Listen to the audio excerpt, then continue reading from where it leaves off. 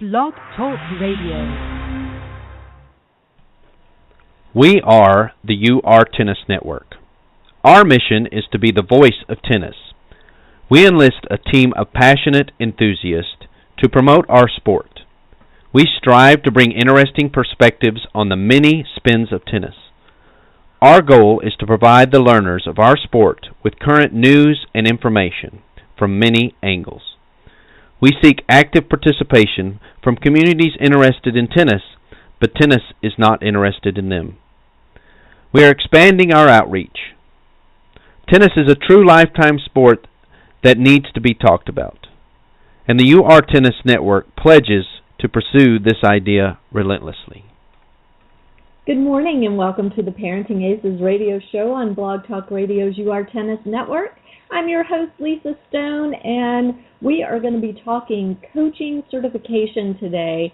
I'm really excited about this show because I've always kind of wondered what it takes to become certified as a teaching professional in tennis and what the men and women who are working with our kids have actually had to do in order to get those little certification letters behind their name on their business card and in their promo materials. So I'm thrilled that we're going to have Steve Keller on with us today, who is with the PTR, the Professional Tennis Registry.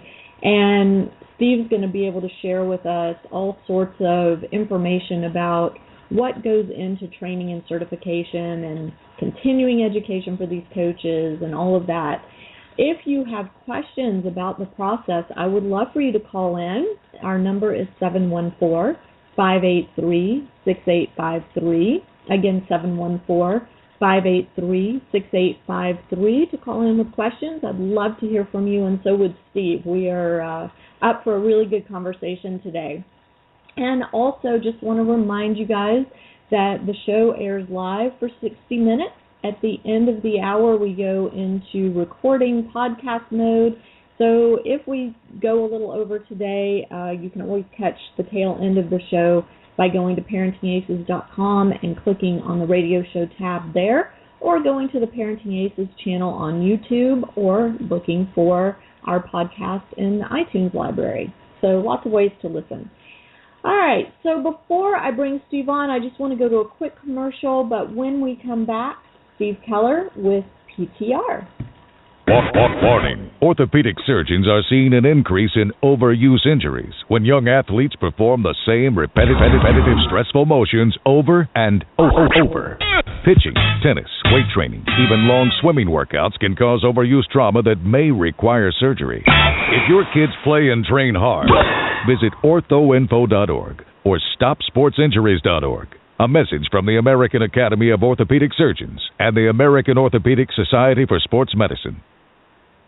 Welcome back to the Parenting Aces radio show on Blog Talk Radio's UR Tennis Network. I'm your host, Lisa Stone, and I am thrilled today to share with you Steve Keller, Director of Education and Professional Development at the PTR. Steve is responsible for the educational direction and content of PTR's 5 different certification pathways, as well as the Master of Tennis programs. He supervises PTR clinician training to ensure the continuity of content delivery, as well as design and develop professional development courses to create opportunities for certified professionals to fulfill the new continuing education requirements that PTR has established. Steve also serves as the PTR liaison to the USTA Coaching Education Department. And before joining PTR, Steve was with Vandermeer for 18 years in Hilton Head, directing sites in actually Missouri, Florida, and South Carolina, prior to joining Tennis Corporation of America. Steve earned the distinguished USTA PTR Public Service Award in 1996, and recently became only the second person to conduct professional development courses in all 50 U.S. states. So without further ado, welcome Steve Keller to the show. Steve, thank you so much for being with us today. Thank you, Lisa. It's a real pleasure to be on the show, and I want to thank you for all of the good work that you're doing. I've done a little bit of research prior to coming on, and I think that you are really putting some good thought-provoking material out there for coaches. So please keep up the great work. Oh, thank you. We were talking before we went on the air, and I was sharing with you that I tend to lurk in a few different coaches' forums on Facebook and on various websites, and it's always interesting to me to kind of get a peek inside the coaches' conversations, especially in terms of relationships with parents and also things like how the junior competition structure works and how college recruiting works. And, you know, sometimes I'm pleasantly surprised, but oftentimes I'm really disappointed in some of the misinformation that is being propagated out there among the coaches themselves. And so that was kind of the impetus behind getting you on the show and kind of getting a clearer understanding of what's required for a coach to become certified through PTR, what they're learning through the process, and what kind of accountability there is from the organization itself to make sure that these coaches are continuing their education and keeping up with the changes, because we parents know the rules change all the time for our juniors in terms of the way the competition structure is set up, rules from USTA, rules from ITF, rules in college tennis. I mean, it's just constantly changing, and it's important that the coaches keep up with those changes. So with that, now that I've spewed on, let's talk a little bit about the history of PTR and how the whole certification process kind of came into being. And maybe you can give us a little history lesson. Sure. The vision of PTR dates back to the early 70s when my former boss and legendary coach Dennis Vandermeer was working with Billie Jean King. Dennis was, in fact, her coach for the famous Battle of the Sexes match. And as we all know, after Billie Jean's triumph, the great tennis boom was born. After a lot of travel together, they noticed that there was a need for quality coaches to really service this big boom of new players that, have now come into the game.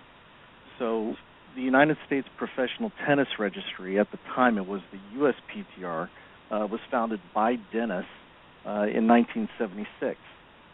Now, years later, we changed the name to just PTR. So the U.S. was dropped off the name, and a lot of that was to reflect the incredible international growth that we were seeing. The organization then grew rapidly, obviously here in the U.S., and now we boast over 15,000 members in 125 countries. So it's a very big organization, and it's amazing how it's really grown in terms of education and resources and what we really offer coaches out there in the industry.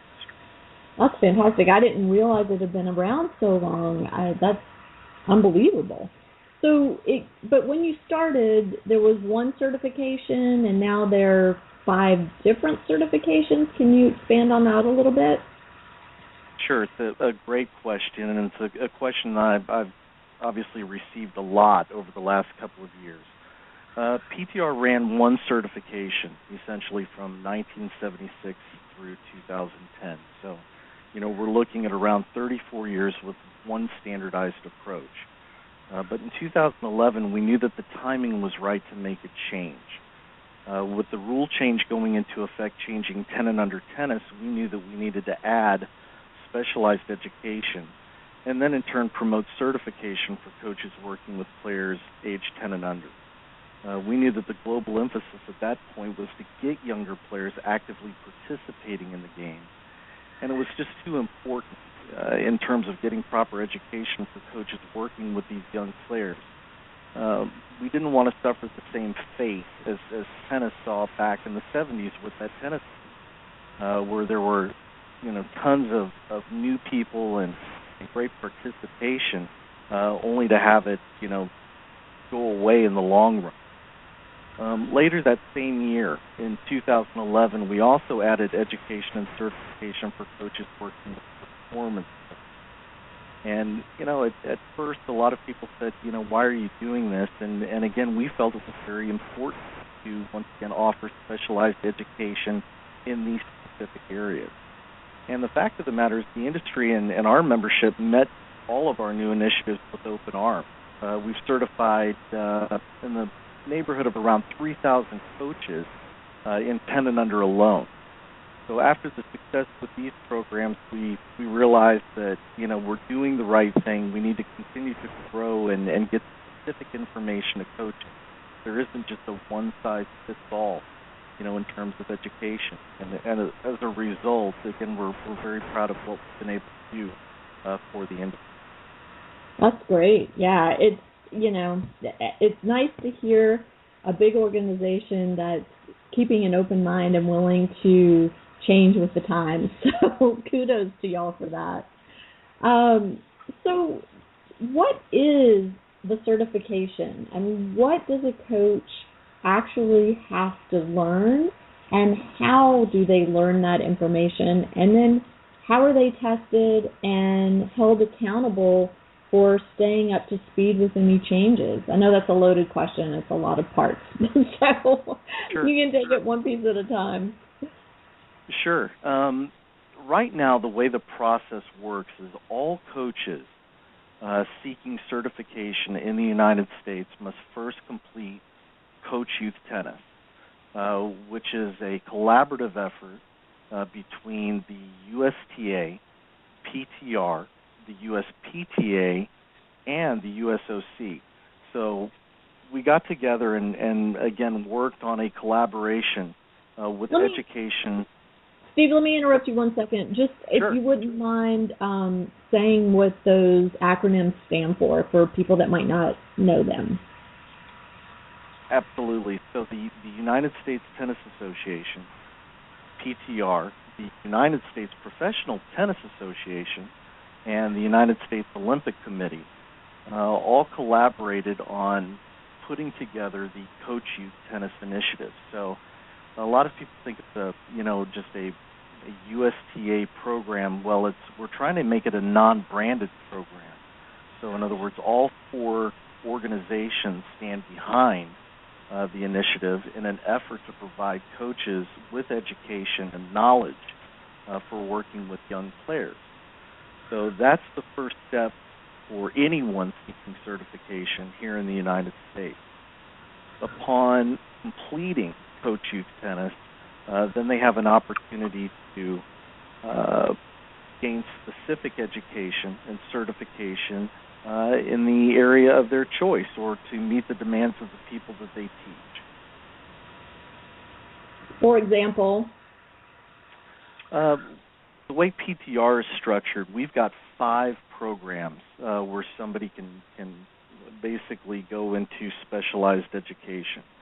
There's 10 and under tennis, our newest program, I should say our second newest program, now that we're in 2015, but we launched 11 to 17 because we realized after 10 and under tennis, these kids were going to age up. What happens when they turn 11 and they're competing in middle school and high school? So we wanted to provide, again, specialized education in that particular area, which is fantastic for middle school and high school coaches. We also took and went down the performance route for coaches working with performance players. And then we have adult development. And then new for 2015, we've actually just launched senior development because we know as the population ages, we need to make sure that these seniors get the proper attention they deserve. They want to continue to get better and improve, and we want to help coaches take them down that path. Fantastic. Okay, so let's say a coach contacts PTR and says, I want the certification. So walk us through the steps. Do they receive study materials? Do they receive in-classroom materials? Is there something online? How does that all work?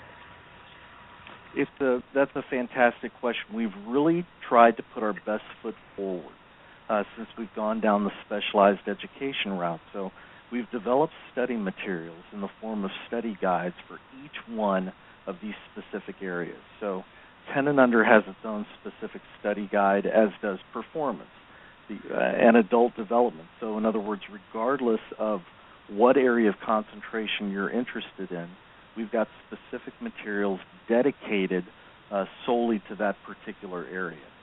So once someone joins, they'll receive those materials, and then they go through an on-court face-to-face workshop because we want to work with these people. Our goal, Lisa, is very simple. We want these people to be successful.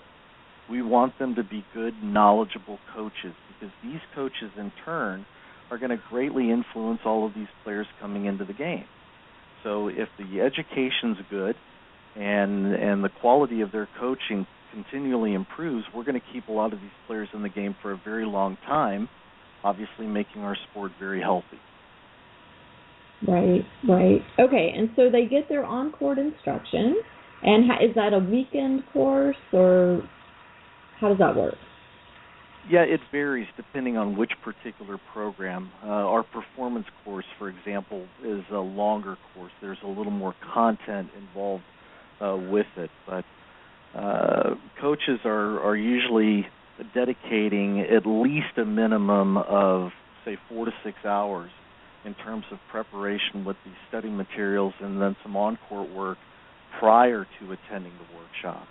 And then the actual face-to-face workshop typically runs over 2 full days, and then the certification happens at the conclusion of the face-to-face workshop. So while the information is fresh in the front of their mind, we're getting them prepared to go through the certification process at the end of the workshop.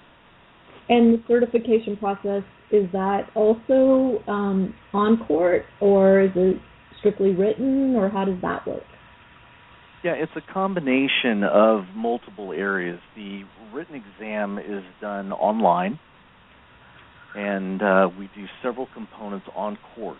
So there's a skills demonstration test that everyone must go through. We want to make sure that people can properly demonstrate and basically give a good picture of skills, for all of their students. Because as we all know, a lot of students copy and imitate what they see. So we want to make sure that, the coaches are equipped with good, sound biomechanics.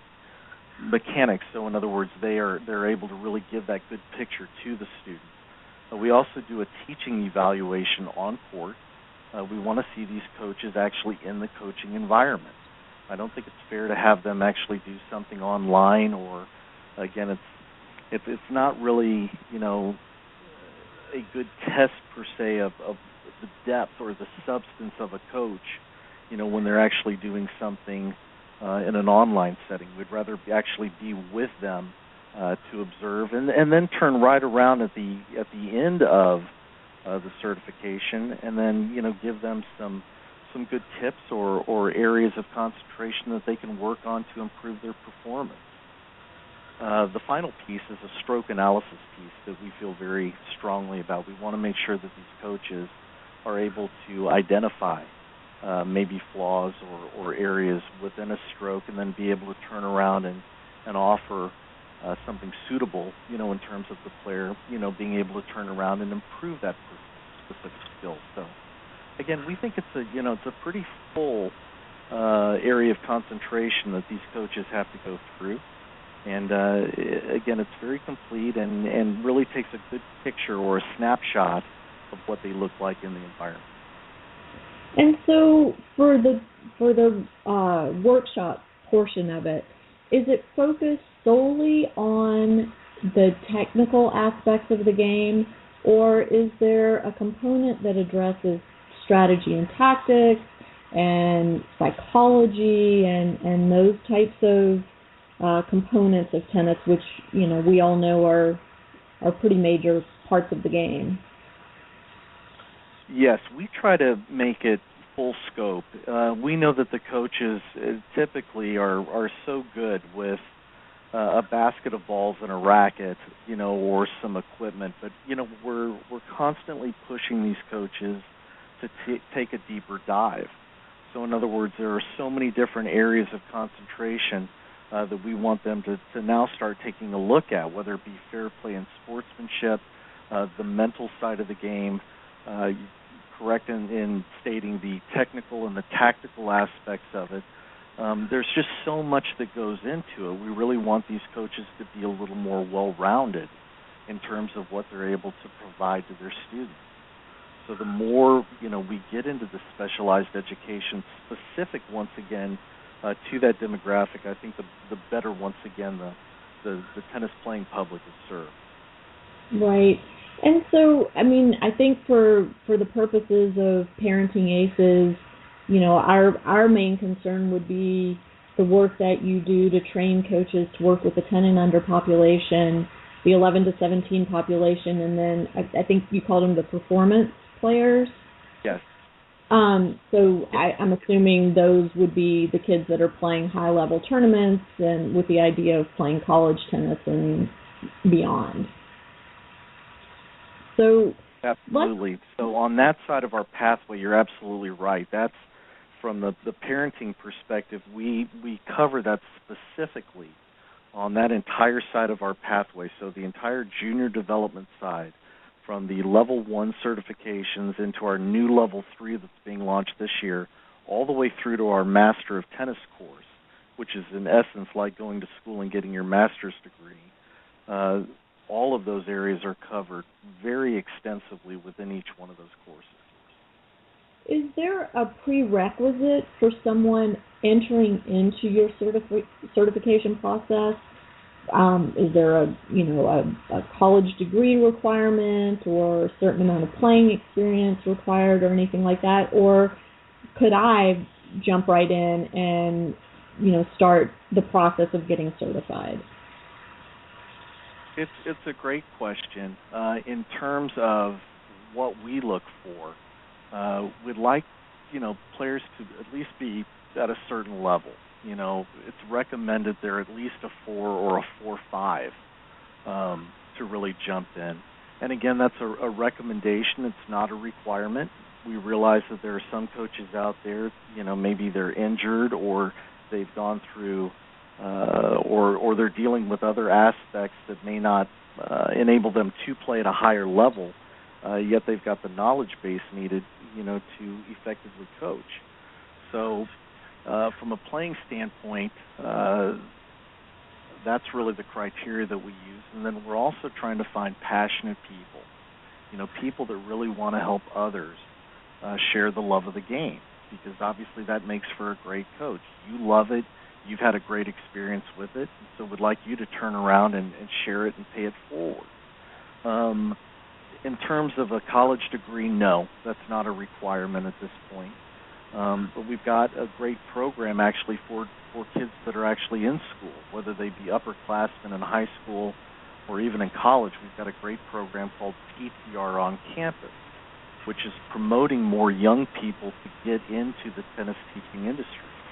As the tennis teaching industry ages up, we need to get younger. We need to get more active young people in roles where they can actually mentor some of these younger kids that are coming into the game. They've gone through it. They've experienced it. They can, in turn, come out. We'll provide their education and certification and get them off to a great start in their young teaching. That's fantastic. I love that you're targeting the younger guys and gals that want to get involved in teaching, and that's always been something that my son has looked at doing after he's done playing competitively, and it's nice to know there's an opportunity out there for them to get that training. So one thing that is kind of an ongoing conversation on Parenting Aces, whether it's on various articles I post or on our Facebook page or Twitter feed, is this whole problem, for lack of a better word, of cheating in gamesmanship in junior tennis. And I think the way that you and I finally connected to get you on this show today was because there was a conversation going on about whether coaches receive training in how to teach players to handle the various types of gamesmanship and cheating that inevitably goes on in junior tennis. So would you mind addressing what PTR is doing in that regard in terms of teaching coaches what types of things they should be telling their students, what types of drills they can do with them to help them better deal with cheating and gamesmanship when it comes up for them, and anything else you can think of along those lines. Sure.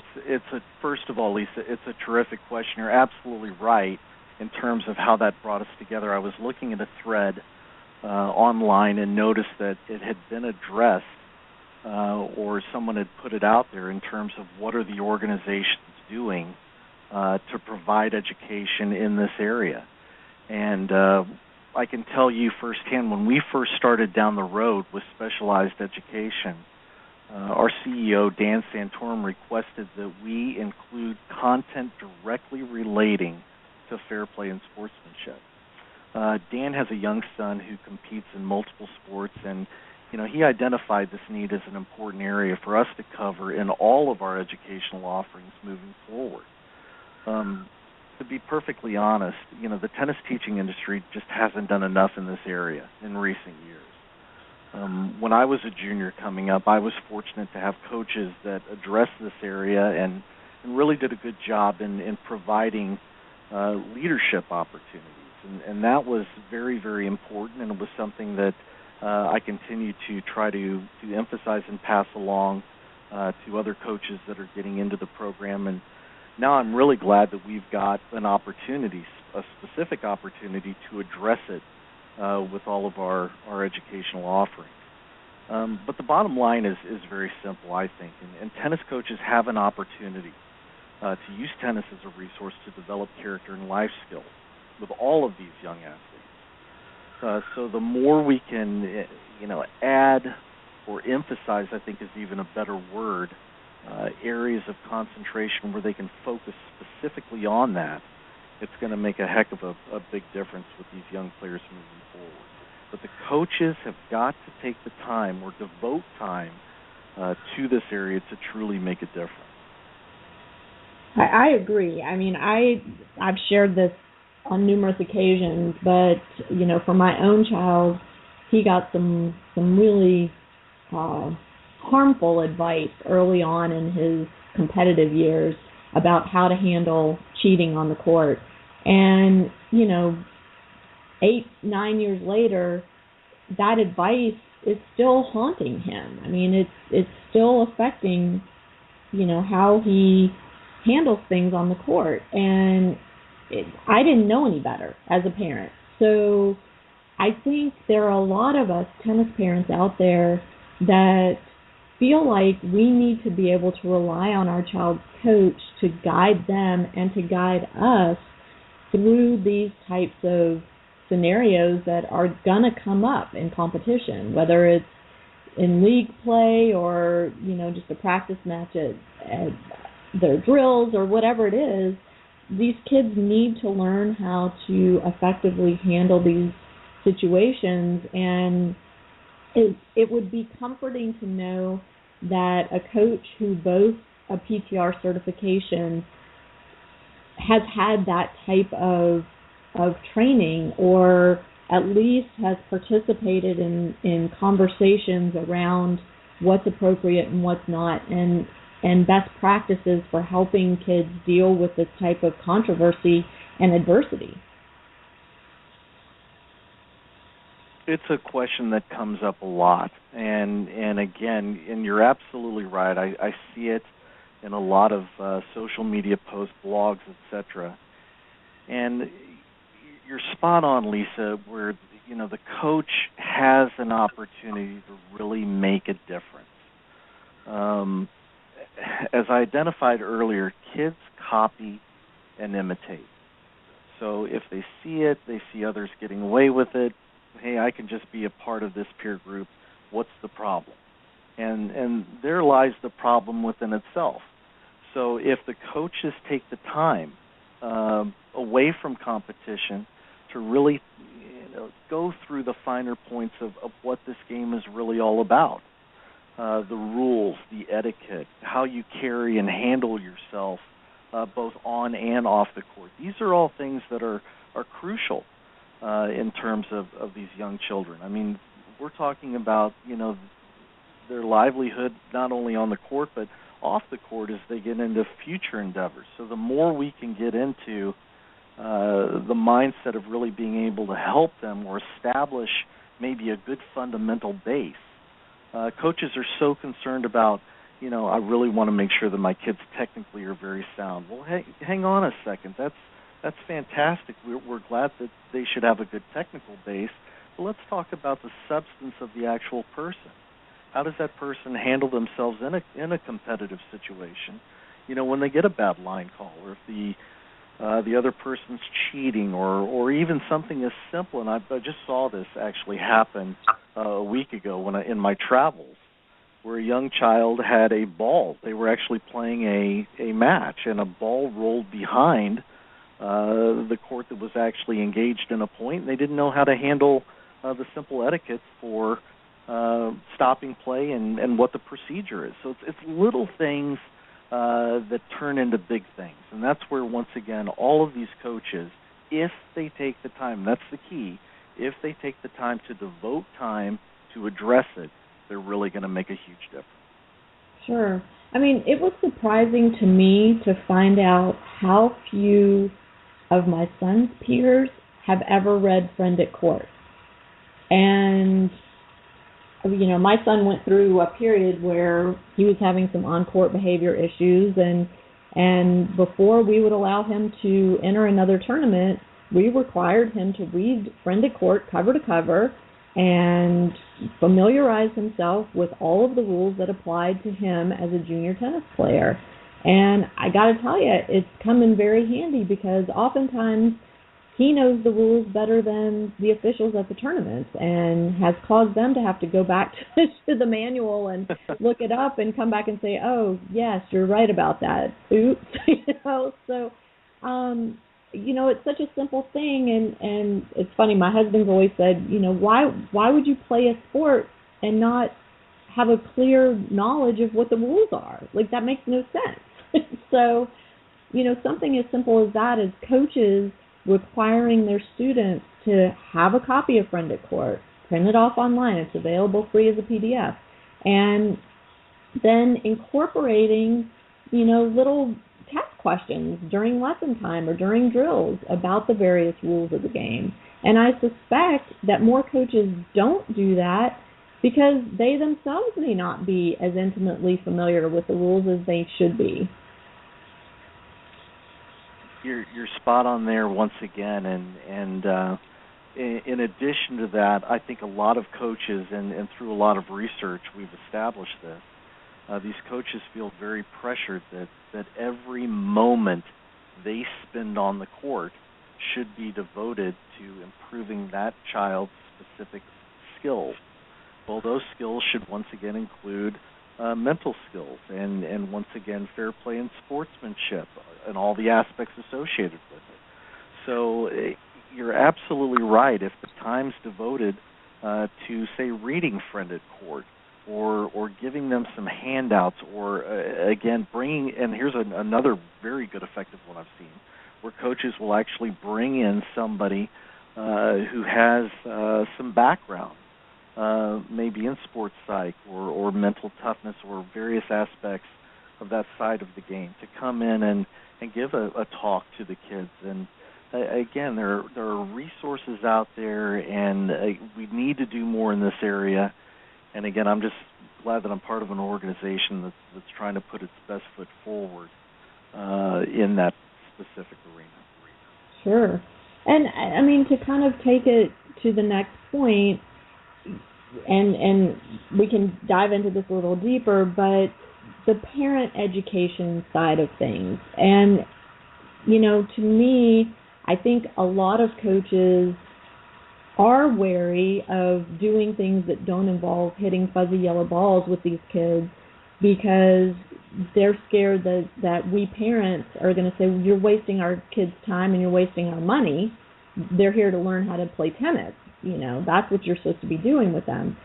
So how can PTR do a better job of helping the coaches educate us parents so that we do trust the coach that every minute they're spending with our child, whether it's hitting balls, whether it's picking up balls, whether it's sitting on a bench and having a conversation, is all value added to our child's overall tennis game. No, it's a great point, Lisa. And again, in addition to fair play and sportsmanship, our educational content has specific concerns and addresses the needs of coaches being able to work more effectively with parents. So, in other words, we have that in our materials. And basically going back to it, parents, as we all know, they play the most important role, with their child. They're the backbone of support, and they should really be involved all the way through the journey. You're going to get coaches that will say, oh, my goodness, I have to deal with this or I have to deal with that. But, again, this is a parent who's really trying to work in the best interest for his or her child. And again, it's you've got to keep them in this loop. We want parents to encourage a very strong work ethic. They need to teach respect not only for coaches, but for players and officials. In many instances, we know that these parents, they've got a balanced family needs, especially, some of these families that have got multiple kids playing multiple sports or involved in multiple activities. But we found, through our research with our education that, 11 to 14s are becoming increasingly dependent. Their parents are of the utmost importance in their lives, but, their role is going to change as the child ages up. For example, if the child moves through puberty, some players will mature very quickly, and we've heard this adage before. Parents just don't understand the effects of maturation. So they become concerned that their young player is falling behind or maybe not succeeding, as quickly when others seem to be making huge strides. So, the coach can really jump in here and greatly help by pointing out that young players will mature at different rates and that the child that matures later will, in most cases, not all cases, but in most cases, catch up. And, they need to keep in mind this is not opinion. This is researched fact. The other thing that we emphasize to coaches is we feel that regular parent meetings are a very good idea because the coach can explain the impact of growth and development on success, the role of competition, and also outline maybe the basic philosophy of their program. So, again, there are so many different areas, where coaches can address parents to basically communicate, inform them, keep them on the same page. And that, in doing so, in many cases, that solves the problem of this poor communication between the parent and the coach. So, again, these little things, become, and when you look at the bigger picture, become very, very important. One other thing that I want to throw out here, and this is another biggie, because I recently ran into this. You've got to discuss, medical injury issues back and forth with parents. In many cases, the parents providing transportation, or maybe the parents aware of certain situations that are going on with his or her child, and they've got to have that open line of communication with the coach to discuss these things. And finally, the last point I wanted to make on this, parents are clearly the financial support or the base for their child. And as the sport continually increases in expense, it's critical that the coach and the parent get together and talk about, the path moving forward as their child starts to play higher level tournaments or they get involved to a different degree of competition. So the more they can work together, to, again, communicate and make sure that they're on the same page, the better. Right, absolutely. And that's been one of my big kind of issues is the lack of communication that I see between parents and coaches. And, the parents are hesitant to reach out to the coach, and the coach sometimes will make the parent feel as though, they're trying to get something for nothing, by taking their time. And I don't know, from my perspective, wouldn't it be so much better if coaches had a policy about how often they're going to report in with the parents, or check in with the parents, and just communicate that policy up front when you get a new family in, that, we're going to meet quarterly, or we're going to meet monthly, or, I'm available between these hours and these hours for phone calls or emails, if you need to reach me. But, it is so expensive, as you alluded to, and especially on the boys' side of things, with only 4.5 college scholarships available for these boys, there's not a financial return on investment for the majority of us. This can't be about, investing now because you think you're going to make the money back in terms of college tuition later on. It just doesn't happen.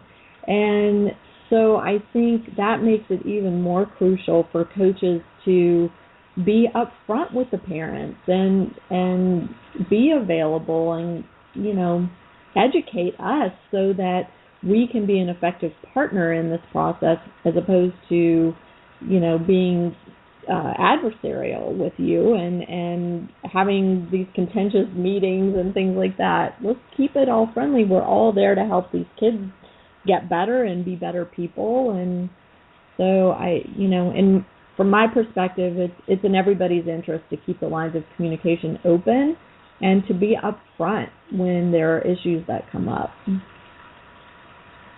Totally agree, and that's why we're trying to take the high road and emphasize once again to these coaches to again work with parents, and it's very important that it's worded that way. It's not parent education. It's not dealing with parents, as I've heard some people refer to it as, but you need to have a good working environment and communication with parents, and that's essential. And if you get off to a good start, in other words, everyone is upfront, very open, and you've got a very healthy dialogue started at the beginning, it should mature and grow both ways on both sides to keep that relationship very healthy. It's when these coaches don't communicate, that's where you see a lot of these problems really kick in. And on the flip side, I've seen it the other way. In defense of some of the coaches, I've seen some parents that will not communicate also, kind of keep it in, and then all of a sudden explode with 20 different things and throw it all on the coach at one time. So again, it's just a question of having both groups really get together, and that should happen from the very beginning with their child's development. So, the more we can do, the better. It's also a great lead-in for continuing education. So this is going to be, another area that we're going to start providing some additional continuing education for coaches on being able to work with parents. Yeah, you just read my mind. That was my next question. So once a coach is certified with PTR, what are the requirements to keep that certification active? In an effort to elevate the standards, of the industry, both PTR and PTA agreed to coaching education requirements, and that went into effect January 1st of this past year. So both organizations are requiring their certified members to earn a minimum of 12 continuing education hours every 3 years. We really see this as a positive where everyone wins. Continuing education requirements in the industry, it's not new. As I said before, is a lot of people know PTR is a global organization, and many of our members around the world have come back to us and said, hey, we've had a requirement like this in place for many years. So the fact that the U.S. is now embracing this, that's great. But the bottom line, once again, is we want the coaches to really take and support professional development and continuing education. Their students should have a degree of comfort knowing that, hey, the person that's working with me or the person I'm investing in is current with the latest trends and developments in the game. And again, as I said before, if the coaches will do this, the industry wins. Everyone wins. For sure. And in terms of other opportunities for coaches to stay on top of changes, I know you guys have a website. What type of information is available to the coaches there? So, for example, if there's a rule change in junior tennis, which, there tends to be those changes every year, is there a place a coach can go to get that information? Because we parents, and I don't know if you coaches feel the same way, but for us parents, the USTA website is pretty complicated to navigate. So for a coach to have to rely on the USTA for that information, doesn't give me a lot of comfort. It would give me more comfort knowing that they could go to their certifying organization and have access to that. Is that the case? Unfortunately, it's not, and I'll just give you a specific example. As many know, the USTA is broken into 17 sections. So, and the sections in terms of their competition and the standards that they have throughout their competitive structure, it may vary from section to section. So with that being the case, what we do, we try to refer them directly to the section. In other words, not national, but to the section so they can get clarification on any change that's going on within their specific section or district.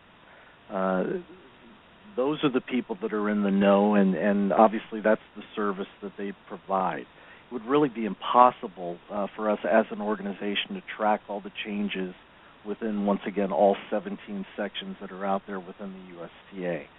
So again, I think the more we place the emphasis on working with the sections, and at the same time we're trying to emphasize building a better relationship with people at a sectional level, because these are the people that are going to be helping their child or your child along the journey as it is. So establishing a good relationship, we feel it's critical. You need to have that. Right. I will say USTA is not always the best resource for that. Even the sectional websites are very tricky to navigate, and the information isn't always obvious. And that's another avenue that I'm hoping will get better as these conversations continue to happen, that USTA will do a better job at making sure the information is put out in a timely manner and it's accessible and all of that. But at this point, it really isn't. And in fact, we just had an example recently where the national schedule was published, the National Junior Comp schedule, and it had mistakes in it. And one of my readers actually pointed out the mistake in a comment on an article I had posted, and I sent that to USTA, and they're like, oops, we're going to make that change. So, it makes me a little nervous as a parent to think that my child's coach is only having access to the information that I have, which isn't all that great at this point. It makes it very difficult to plan as a parent for your child's competition schedule. And, my experience, again, and I can only speak to the coaches that we've worked with directly, is that the coaches really have very little understanding of the junior competition structure and how to navigate through it, and how rankings work and which rankings are important for which purposes and those types of things. It sounds like that's not an area that PTR is addressing right now, but do you think that's something maybe PTR would be willing to undertake in the future? First of all, I completely agree with you. There are a lot of coaches that simply are not in the know. And they rely on, in other words, they'll teach a full schedule of lessons, they'll come home, get online, take a look at what someone's written or what someone has published, and basically take that as being the gospel. And you know as well as I do, Lisa, how there are so many different theories, thoughts, good, bad, ugly, whatever you want to call them, that are running out there, and there's some good information, and then there's some information that's quite frankly incorrect. Right. So I agree with you in the fact that coaches need to take the time to really do the due diligence to find out what is right, what is the structure, what are the guidelines that I should be following.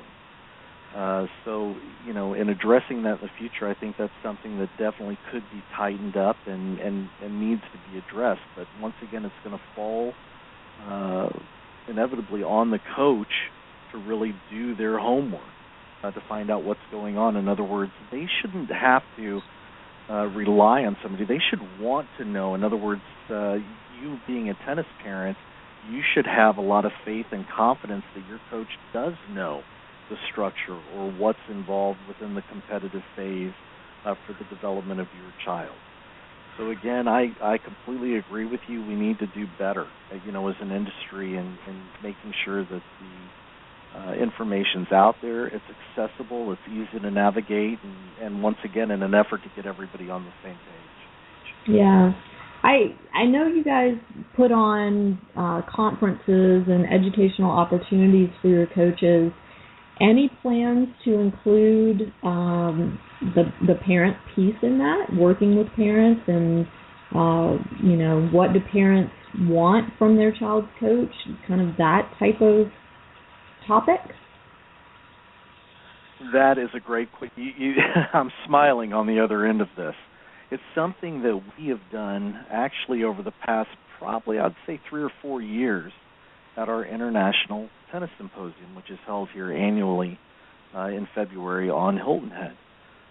So one of the things that we try to really touch on is with each one of the areas or each track of our big symposium, we try to take and specifically address needs in certain areas, whether it be in junior development, having a presentation on working with parents, or addressing something revolving around fair play and sportsmanship. So each year we try to take, and it's so hard to cover everything, as you well know, especially with a conference like that, but rest assured we're definitely putting our best foot forward in a lot of these areas because we know how critical they are to the growth and the development of the game. So again, we're on that, which I'm happy to report. So and then I'm certain as we continue to grow and our education initiatives continue to grow, that you'll see even more education out there available to coaches. That's great. That makes me feel good because I feel like a lot of times there are aspects of this whole junior tennis thing where I have more information than the coach does, and that is not a comforting feeling as a parent when you're entrusting your child's development to this person and you're having to teach them about things like periodization and how the point structure works with USTA and how you get into an ITF tournament, how college recruiting actually works. And I think really the kind of takeaway from this whole conversation today, Steve, is that while PTR is really growing in its scope in terms of educating coaches, there's so much information that it needs to be part of junior development that there's no way that a coach can possibly know every single thing. And so we parents really have to stay on top of things and try and educate ourselves and hopefully find coaches that are willing to keep the lines of communication open with us so that we can learn from each other. And, if we parents have a question, we can go to the coach. If the coach doesn't have the answer, they have a network they can go to and hopefully get the answer and bring it back to us, and vice versa. Absolutely. That resource has got to be in place for these coaches. So it would be so nice to have a one-stop shop, where they can just, go, with peace of mind knowing that this is the right information. I know that, I can take this information, pass it along to not only my players but to the parents. So, again, duly noted, I think it's something that definitely should be taken a much stronger look at, moving forward into the future. Well, and I'd love to see PTR continue, as you're doing now, continue to reach out to us parents and get our input on what we're seeing out there in the field. Maybe opening up some avenue for us to send in evaluations of our child's coaches on various aspects so that PTR knows where it's doing the job well and where maybe it needs to do a little bit more in terms of education and continuing education and follow-up, so that we all are in situations where we feel good about the coaches our kids are working with. I completely agree. Knowledge is power, Lisa. So, and not only is knowledge power, but feedback is also a gift. I've learned that over the years. That's a no-brainer. So, feedback, good, bad, and different, you really want to take it and you want to use it accordingly. And if it provides for a better experience, and that's really what we're talking about here. In essence, it's the experience or the journey along the way for these junior players moving forward. If we can improve that on all sides, the parent side, the coach side, the player side, then we're really doing a service, to the game, and that's really what it should be all about. Agreed. So along those lines, is there a grievance committee with PTR, or is there some sort of avenue already in place if a parent has an issue with a coach? Or on the flip side, if a parent is looking for a PTR certified coach in their area, is there a resource through PTR to get that? Yes to both. So in other words, we do have a code of ethics. So if a parent had and it's not necessarily geared for the competitive structure, but if there's an ethical issue or concern with a coach, they can reach out to me here at PTR with any issue that they may have regarding the coach or whatever the circumstances are. And then the second part of it is we do offer the ability for parents to reach out to us, for additional resources. So, for example, if you did call up and, hey, I'm looking to find a coach maybe that has been through this aspect of education through your organization in my area, can you recommend someone? We can do that for you. So we try to be as full service as we can. Again, there's just so many different areas within this industry, and you can only do so much, but we go out of our way to really provide the best service and experience for anyone reaching out to us. Yeah, I love what I've seen from you guys so far, and it's nice to know that you're out there as a resource. Why don't you share with our listeners how they can reach you, your website, any other contact information you want to share? Great. The easiest way to reach me is obviously by email, because I do travel from time to time. And it's a real easy one. It's steve@pcrtennis.org. So that's O-R-G, not .com. steve@pcrtennis.org. Our telephone number is 843-785-7244. Again, 843-785-7244. And if I'm not available, any one of our staff here in the office, we're here for you. And that's what we do. And again, it starts at the very top with our CEO, Dan Santorum, and it works all the way down the line. I mean, that's what this organization is very known for. I mean, we're always warm and welcoming, and if there's something that we can do to help someone, that's, again, what we do. That's fantastic. Well, thank you so much for coming on today and kind of giving us an inside look at what it means for a coach to be certified through PTR and the type of education. And thanks for being so open-minded in, looking at these various issues that are big to us on the parent side and that we'd love to see addressed a little more. So I really appreciate that. Well, again, it's my pleasure, and again, Lisa, keep up the good work with all that you're doing, and again, I hope to stay in touch with you, your group, and everyone out there as we all continue to make a world of difference. Great. Thanks so much, Steve. To my listeners, thank you so much for being with us today, and I hope you learned something about coaching certification. On next week's show, I'm so excited. Tracy Austin is going to be with us. Another great show. Have a wonderful week. Don't stay up too late watching Australian Open, but enjoy every minute of it, and I'll see y'all next week on Parenting Aces.